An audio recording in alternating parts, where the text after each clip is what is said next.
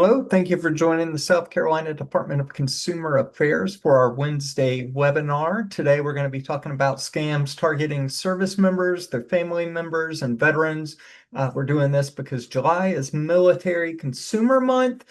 So it's just kind of a time Federal Trade Commission and other folks just kind of focus on things that may help our service members, and especially addressing things like scams and things that may target their benefits, money, things like that. So today we're going to talk about some of those scams that are out there and ways folks can avoid those types of issues. All of our resources are at consumer.sc.gov. The How Do I button there in the middle of the screen is kind of that best place to start. Click on that, and then you'll be able to get kind of to those resources that I just mentioned. And I want to start today with some of the examples of scams that we see that kind of target folks in the military, their family members, and especially veterans as well. And the first example that I have is one that the U.S. Department of Veterans Affairs posted earlier this month, and it's a postcard that was kind of going out to folks in the mail.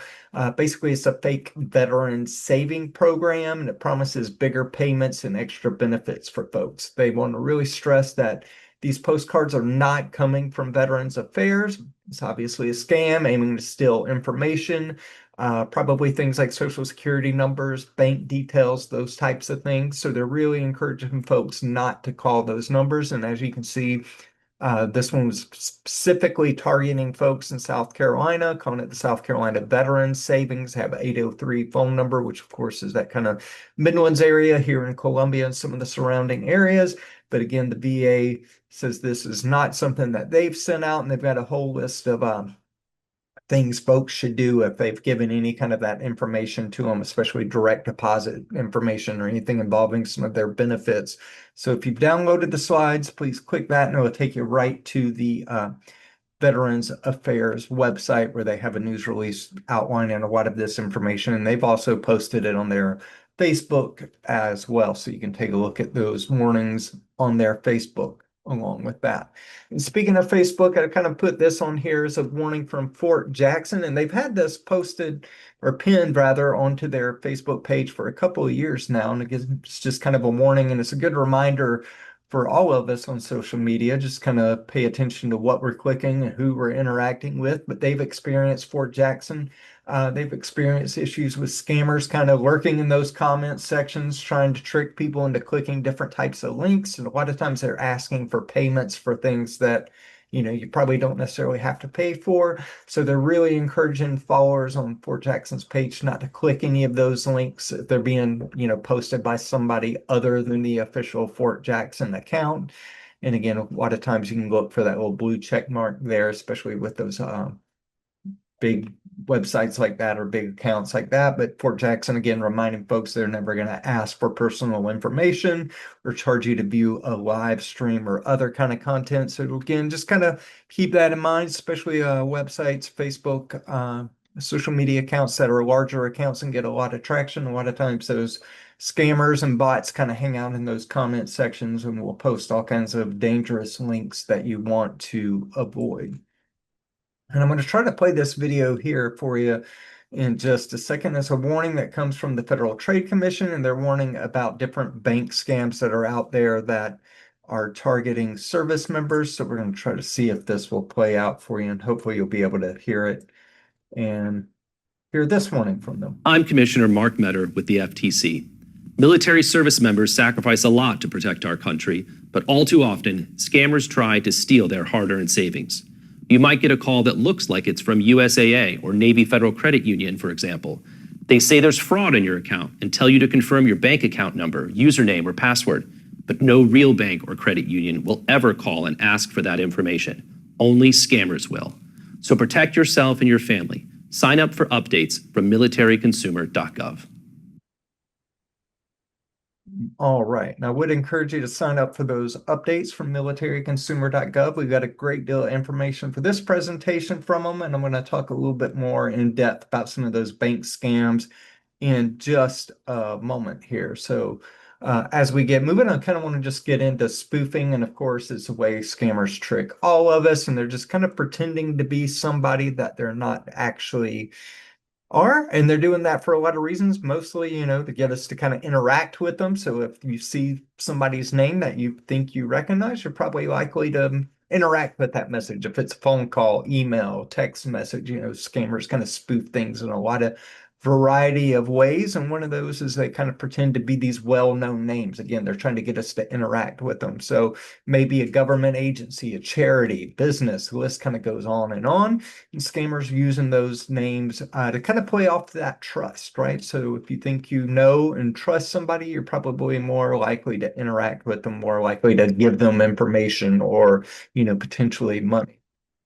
And again, as I just said, scammers kind of spoof these names in any way they can. It could be a fake social media profile, phone numbers, especially. And then we kind of see that with text messages and email addresses and all of those types of things as well. And as we said with social media profiles, a lot of times the scammers are kind of faking these profiles. They're maybe stealing somebody else's picture, their name, their information, and they're acting as them. With service members, a lot of times we see that where, maybe scammers are pretending to be that service member. They're playing off that trust factor, that kind of reputation of service members, but sometimes they're pretending to be other folks to target service members. So just kind of keep that in mind with this topic. And a lot of times they may even pretend to be a friend, family member, something like that. And we'll kind of talk about catfishing and some of these romance scam methods here in just a few moments as we get kind of moving in the presentation. But just kind of keep in mind with social media profiles, scammers can pretend to be somebody else because it's just pretty easy to either hack these accounts or just create new ones that are fake and pretend to be other people. So just kind of keep that in mind. And as you're getting these messages and things like that, we just want you to think about social media, text messages, emails, and all these phishing attempts that are out there. And just realize that AI, artificial intelligence, is kind of making all these messages seem more believable.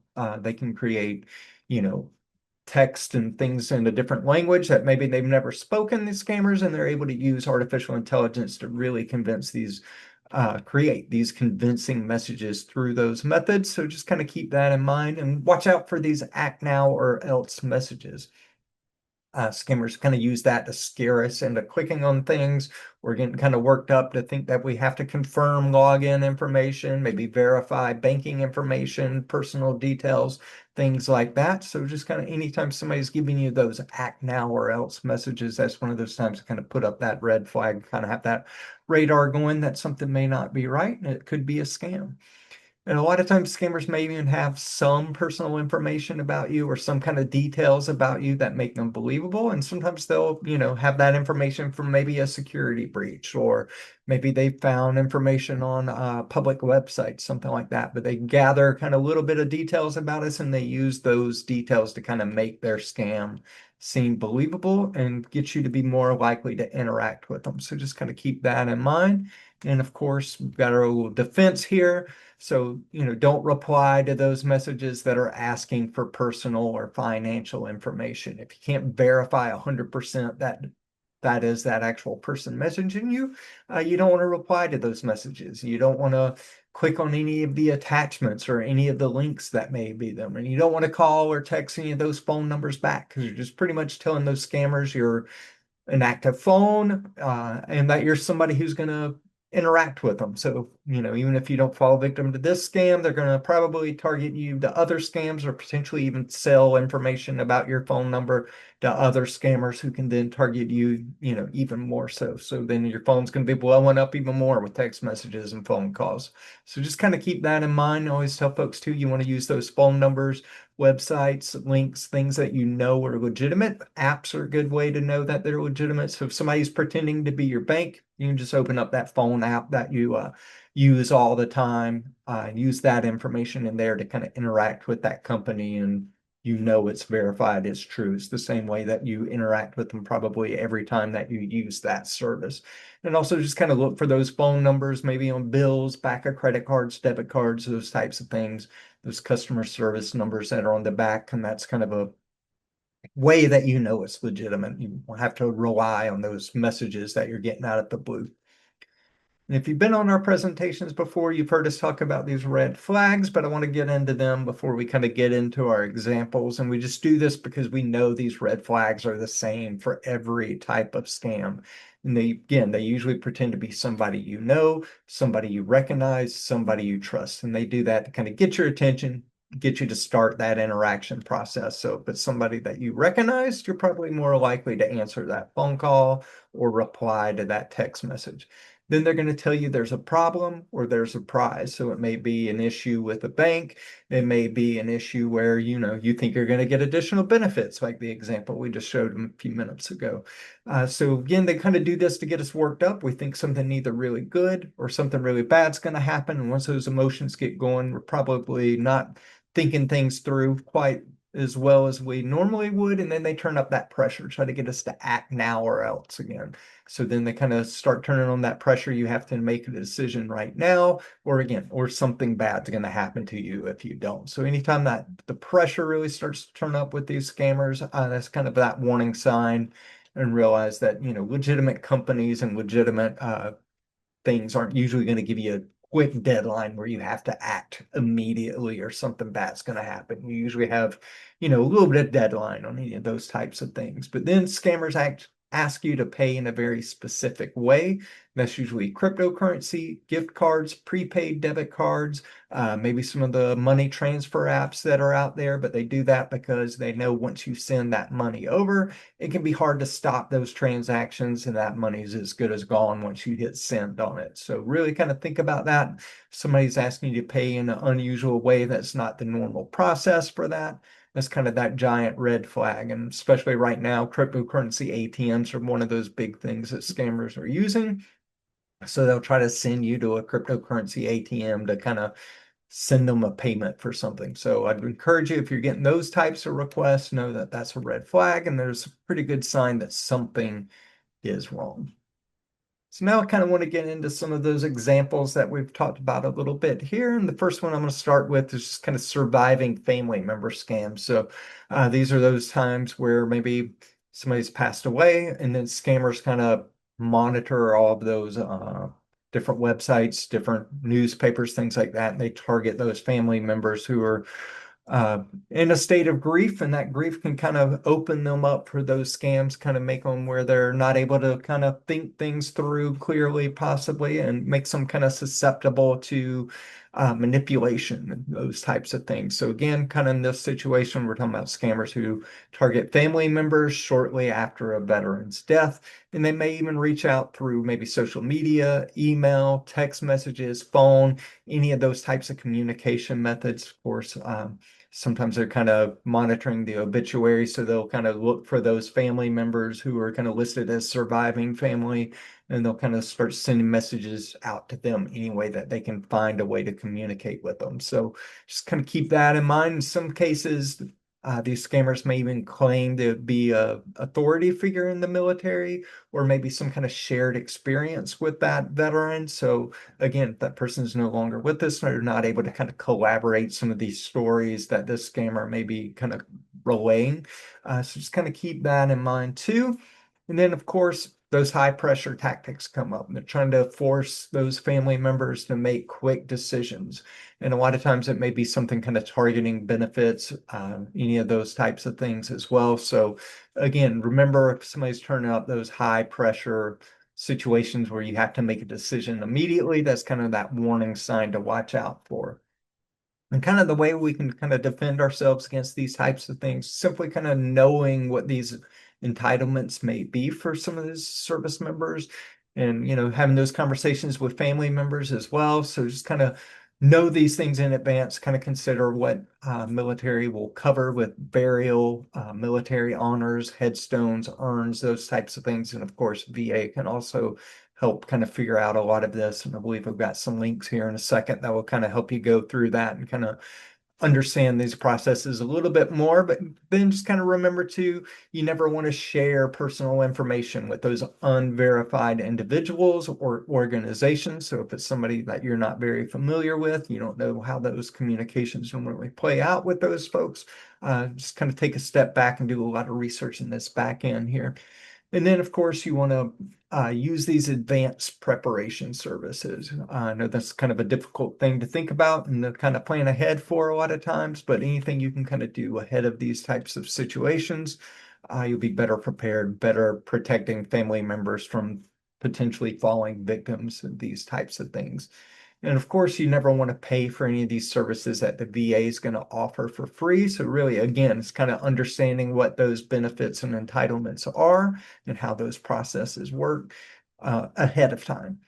And of course, you always want to use official government websites whenever you're trying to interact with these types of services and these types of organizations. And I've got a quick little example here. And this page here is the news release from the VA that discusses a lot of the things that are in there. So if you need to kind of get a lot of resources on, protecting surviving family members and those types of things, you can go to the VA website. And this is one of their news releases that was posted in April. So if you go to that news section, you'll be able to see that. But what I wanted to show you here too was just kind of doing that little research, kind of verifying government websites. So the big thing to look for, of course, with any federal or state government website would be that .gov and that email address, or that website address rather.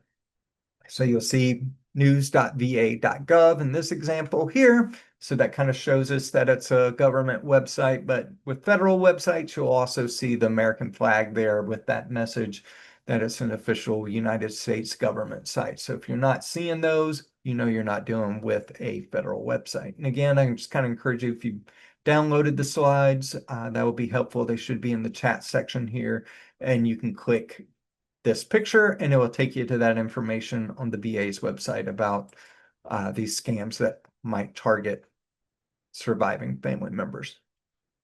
My next type of scam here that we're going to talk about briefly is just those family emergency scams. And again, it's just kind of one of those common things that may target our service members and their family members. And it's those fake emergencies. A lot of times we kind of think about these as grandparent scams where you're getting that phone call saying somebody's in trouble or having some type of an emergency. Usually these things kind of end with somebody requesting money or, maybe personal information. Just kind of keep in mind artificial intelligence, again, making all these types of things easier for these scammers to carry out. In some instances, they're able to clone voices. So if they've got a very short audio clip of somebody, maybe from social media, something like that, they're able to make pretty convincing audio clips. In some cases, they're able to kind of do this in real time. So they're having these conversations with you, and you think you're interacting with the family member when in fact, it's a scammer using these programs to kind of mimic somebody's voice. And they may kind of have some reasons about why the voice maybe sounds slightly off. I'm having to whisper because I'm in jail, or I'm having to whisper because, I'm at the hospital, or whatever the case may be. And again, usually they're going to have some kind of emergency that comes in this situation. They're in trouble. They might need bail money. They might, like I said, in the hospital, need money for some other reason.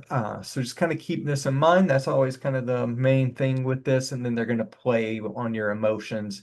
So you've got to interact with them. There's some urgent request in this. Again, usually it's some kind of request for money. Hey, I've got to pay for this medical expense. I got to pay to get out of jail. I got to, pay for, maybe my flight's been canceled or my car's broken down and I'm stuck in the middle of nowhere. So, there's some kind of urgent request for why I need funds right away. And again, it's just kind of that reminder, resist anytime you have those pressure situations where you're supposed to send money quickly, and especially if they're saying it needs to be sent secretly. Tell folks all the time, there's no reason if you think you're interacting with, law enforcement or a judge or somebody like that, there's no reason that transaction should be secret. All of these things are public institutions. So, that's kind of a red flag with that. And again, you always want to kind of have those conversations with family members, have a way to verify that anything that you're being told over the phone. So maybe you give them another phone call, or maybe have other family members that you can kind of go through that chain with and verify any of these stories. So have conversations ahead of time with family members about maybe how you would interact with each other if there is an emergency, who you would call, maybe come up with code words, things like that. Have discussions about, maybe I'll ask you this and you give me this answer, or maybe you just tell me what your favorite childhood pet was, something like that. Any of these little tricks that you can come up with so you're actually interacting with your family member. That's kind of important. But kind of the big thing with this is you want to have some kind of password, passcode, whatever the case may be, that only the family knows. So it's not information that would be easily found on social media or online, something like that. So you probably don't want to use a mother's maiden name or anything that might be on a quick public record that somebody's able to find fairly easy. So just come up with those things, have those discussions ahead of time, and it can be a great tool to kind of protect you and your family members from these types of scams. Dating and romance scams are out there, of course, and a lot of times they're pretending to be our service members, and a lot of times they're targeting our service members. Again, sometimes they kind of play off those good reputations of service members and kind of use that to target other folks in scams. And sometimes they, are actually targeting our service members and their family members for these types of things. So especially those folks who are serving, you and your family may be in a place that you haven't been before or haven't been very long, may not know very many people. So you may be on social media or some websites just kind of looking to know other people. So that's kind of when these scammers kind of take advantage of these situations. And a lot of times it's those things, again, kind of like catfishing, that we've probably heard that phrase out there, and they're adopting these fake online identities to kind of win over love, trust. And then they're going to create these illusions of close relationships, and they use that to kind of manipulate or steal from the victims. And I do kind of want to mention, a couple of years ago, we had an instance in South Carolina, where the U.S. Attorney's Office arrested a group of inmates here in the state who were setting up online dating accounts. They targeted service members specifically, pretended to be young women. They targeted these men who were serving, and they were able to steal about $500,000 or more off some of the news reports that I've seen on that situation. So they were essentially bribing people. They were able to convince these service members to kind of send questionable photos, have those questionable interactions online with them, and then they basically extorted them. So anytime those types of situations come into play, you definitely need to get law enforcement involved in those types of situations. Maybe a ranking officer needs to get involved too at that moment, but FBI can help investigate those types of situations. Again, the U.S. Attorney's Office had a investigation where they found that was happening here in South Carolina through some of the prisons here. So it's just kind of a reminder that these situations are out there, and we all need to kind of protect ourselves, especially when you're dealing online with people that you don't know in real life. And kind of the big thing to do, just kind of slow down with these types of situations, talk to other people, see what they think about it, and don't let other people rush you into making decisions, especially if they're requesting money or information for you. And just kind of keep in mind too, you don't need to post more information than what's appropriate online. Scammers can use all that information to better target you. So I'd encourage folks to kind of lock down those social media accounts, only allow followers that you actually know in real life to follow you. You kind of don't want to offer up too much information anytime you're dealing with people that you don't actually know. And of course, you want to do that research, maybe do those Google other search engine searches for that person's name, maybe the type of job that they're claiming to have. You can also do those reverse image searches on their profile. A lot of times now, though, with AI, the scammers are able to kind of create all brand new personas and images. So a lot of those things wouldn't show up necessarily on a reverse image search, but there are programs that are out there that might be able to help you kind of determine if AI is being used for those image creation. So that might be a thing to look at as well with those types of situations. But again, you want to do your search, just kind of search for those profile names, things like that, see what maybe comes up. And that might give you an instant if somebody's, real person, or if it's a persona that's been created just to target folks. So just kind of see what you might be able to find online about that person. And then, of course, you never want to give money to somebody that you've never met in real life. So again, wire transfers, gift cards, cryptocurrency, money apps that are on your phone. And just kind of keep in mind too, the scammers always have a reason, some kind of sob story about why they need that money. Maybe, they need money to come visit you, may have some kind of family emergency or, some kind of health emergency themselves. So just kind of remember, anytime somebody's coming up with those reasons and they're asking you for money, if you haven't actually met them in real life, don't send them your money.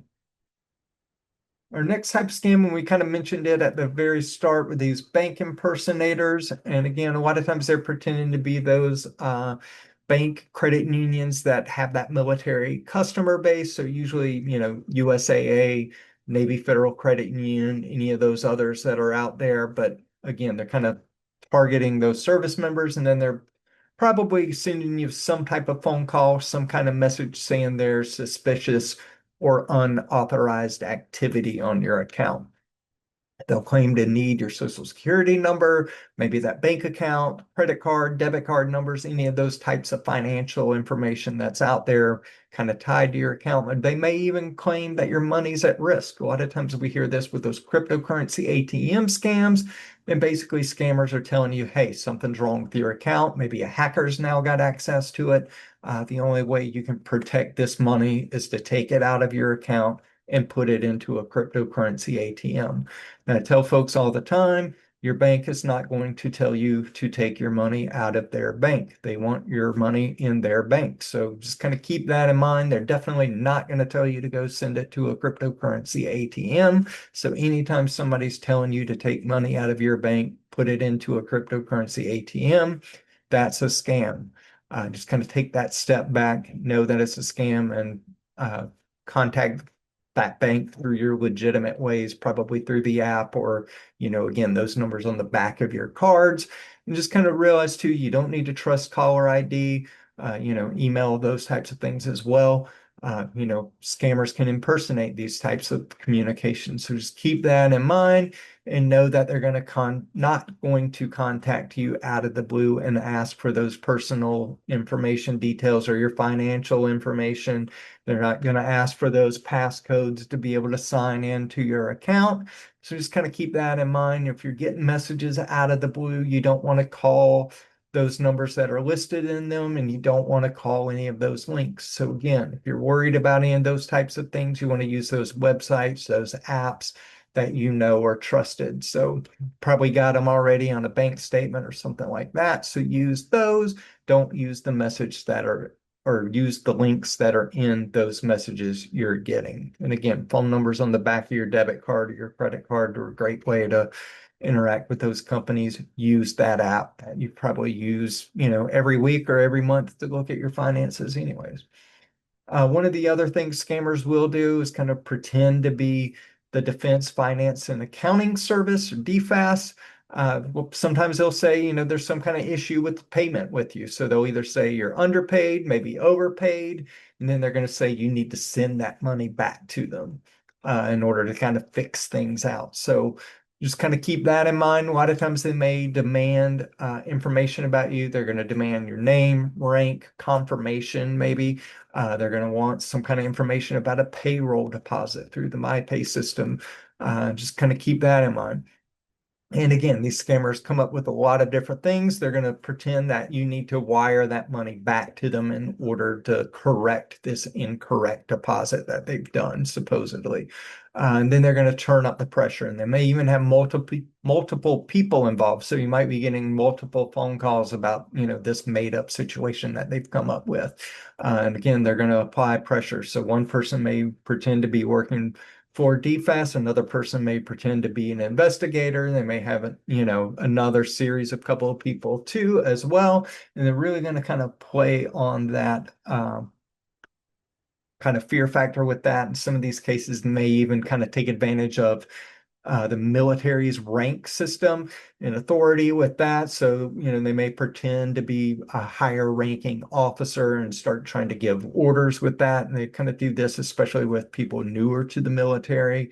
And they know that those folks aren't kind of likely to challenge a superior officer. So they're kind of playing on the military's role in that type of service to kind of give themselves validity, but to also kind of apply additional pressure to folks. So just kind of keep that in mind. And also just kind of remember DFAS isn't going to call, email, or text to demand money or personal information. And you don't want to call or click any of those links that are in those messages. And just keep in mind too, may email you, but they're not going to send active links in those emails. So anytime you're getting an active link in an email from them, that is not legitimate. That is not real. So just kind of know that. And as always, it's a good idea to let your commanding officer know if you're getting these suspicious calls, let them kind of help you figure out the situation and how you might best address it.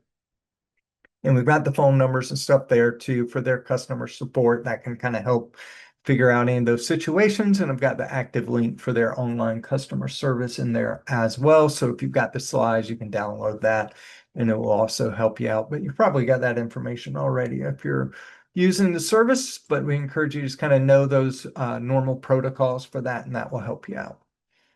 Of course, job scams may also target military families, those who are just kind of entering civilian life. And I'm going to be kind of quick when we discuss this because we just did a little bit of information on this last week, I believe. But, just kind of keep in mind scammers are always coming up with these fake opportunities for us. And a lot of times they're just sending these unsolicited job offers to us, maybe through, one of the job service websites that you've set up online, maybe social media, maybe even text messages. I've got like 3 of these just in the last 2 days where I'm getting, text messages out of the blue about potential job offers that, of course, aren't real.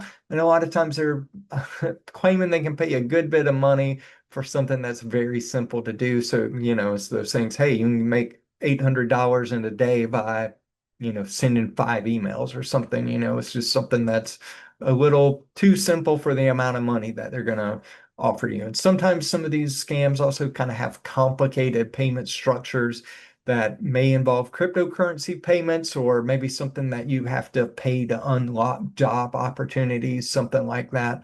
So just kind of keep that in mind if they start coming up with complicated payment structures and then you have to pay to make money. Something's not right with that situation. So, of course, you want to be cautious anytime you're getting unsolicited job offers, especially if they're not requiring any kind of references, an application, or an interview. Just kind of keep that in mind. I know I've never had a job offer where I hadn't, at least put an application in first and then done a job interview first. So, it's just kind of unusual that somebody would be wanting to pay you a lot of money without, running your application and then talking to you first and kind of getting to know you before they hire you. I know here at our work, we want to make sure we're hiring good people and people that we trust. So, do a good bit of interviewing before. So just kind of keep that in mind, that normal process for these types of things. And of course, you never want to send money or cryptocurrency to somebody to get a job. You never want to pay to make money, right? So just keep that in mind. And of course, always take your time. And if somebody's pressuring you, saying you're going to miss out on this giant opportunity if you don't act now, that's one of those warning signs. And of course, you can always do online searches as well, the name of the companies, see what's going on, do those searches, see if you can see other people who've maybe gotten the same type of job offers as you, and you can kind of see what those folks said about it, and it'll kind of help you figure out pretty quickly if something's a scam or not. I'm going to kind of quickly wrap up with some of the education scams that are out there. Sometimes they target those folks who are leaving the military, maybe looking to get a little bit more school in before they kind of enter the workforce. Kind of the one warning sign here is just don't kind of rely on all these government seals, logos, anything like that before you decide if something's real or not with these opportunities. We know scammers will send out a lot of mail, websites, emails, especially that have fake government seals on them. So, just because there's a government seal on it doesn't necessarily mean that it's legitimate. Then, of course, you don't want to buy promises for special access. Somebody's saying, hey, you have to pay to get access to this program or to this grant or, this scholarship. That would kind of be that warning sign that something's not quite right. Then if they're promising free gifts for enrolling in a program or, enrolling to a school, that might be a sign that something's not quite right as well. And of course, you never want to pay upfront fees for student loans or financial aid programs. And, all these programs have specific ways how they work. We'll give you some information on that here in just a little bit, or some links to find some of that. But again, you never want to pay up front for any of these types of things. One thing you can do is start by checking with the Department of Veterans Affairs for eligibility and school information. I've got this link here to the GI Bill comparison tool that you can kind of use to see how your benefits may pay out at approved schools through those programs. So that would be a good resource to check out. And of course, you can always kind of start too by filling out that free application for federal student aid. And I've got the link to there for their website. They'll give you a little bit of information too. And always check with the school. Their financial aid office probably deals with these types of situations all the time. Probably have specific people who just deal with veterans. So they should be able to kind of walk you through that process as well, help you figure out all those programs that might be available depending on your situation. And I've got a couple of additional links here that are very good resources. GI Bill information from Veterans Affairs. Federal Trade Commission also has different information on how to use those GI benefits for college and military consumer. They've got a lot of information as well. They're part of Federal Trade Commission, but they've got a very specific site, militaryconsumer.gov, that deals specifically with military and veterans issues. And that paying for your education link there's got a great deal of information that's likely helpful. So I'd encourage you folks to take advantage of those resources. And I'll wrap up now just with some of those free tools that are out there. And I know you probably heard us talk about annualcreditreport.com before, but we kind of recommend using it because it is authorized by federal law. So they've set up how your information's used, that type of stuff. You are eligible for one free credit report every week through that website, and that gives you access to Experian, TransUnion, Equifax. Encourage you to go through at least once a year. You can go through a couple of times a year, look at all that information. You want to make sure everything's listed in it is accurate. It's belongs to you. So if you're seeing phone numbers, addresses, things like that that you don't recognize, that might be a sign of identity theft. But you also want to look at those accounts, make sure you're recognizing those business names, that you're actually the one who's maybe opened up that credit card application or that loan, whatever the case may be. So make sure it actually belongs to you. Make sure all that information in it is accurate and up to date. And there are additional protections for service members through the Fair Credit Reporting Act. It is federal law. And part of that is they offer free credit monitoring for active duty military. So then, if you've got this protection, you're going to get different notices about just different changes, additions to your credit file. So to encourage you to take advantage of that. And some of that notifications are going to include those changes of address, payments that are 30 days late, potentially, of course, bankruptcy information, any new accounts opened in your name. So that is, again, free service for those folks. So to encourage you to take advantage of that. And if you're seeing signs of potential identity theft out there, a fraud alert can give you additional protections. And basically, it's just going to be a notification you can add to your credit report. It's going to tell people, application comes in your name, that they need to verify, take additional steps before processing that application. It does kind of slow it down a little bit. But, if you're trying to avoid fraud situations in your name, that's kind of what you want. You want that process to be slowed down a little bit, and it kind of pauses that credit process, tells those creditors to take those additional steps to verify it's actually you before they check that credit report and they grant that loan, whatever the case may be. It is kind of important to note that you do need to notify just one of the three major bureaus. So you're, notifying Experian, TransUnion, or Equifax. They notify the other two for you. So it's one call, then they tell the other two, put that fraud alert in place for you. Fraud alert is temporary, lasts 1 year.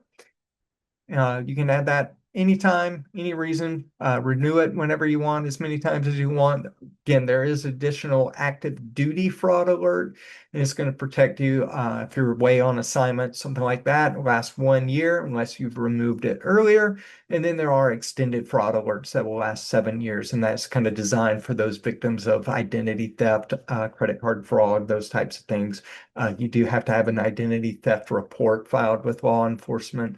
in our identity theft unit and kind of walk you through that process if you need help. And I'm going to give you a few links as well for that in just a moment that may help out. Security freeze on your credit reports. I encourage this for everybody.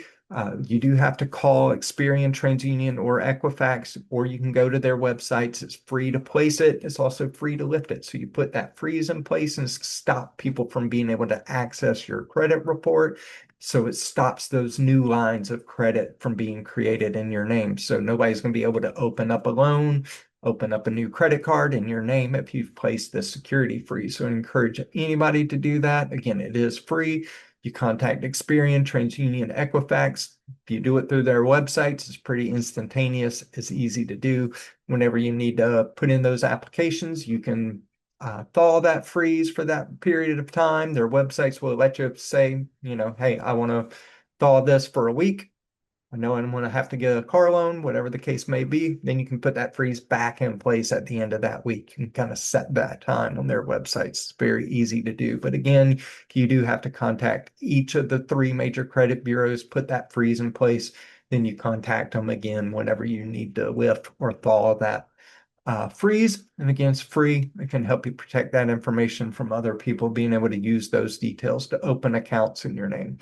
I do have a link here or links for all those Equifax, Experian, TransUnion for active duty credit monitoring. Those links will also kind of help you out too if you need to put those freezes in place, those types of situation.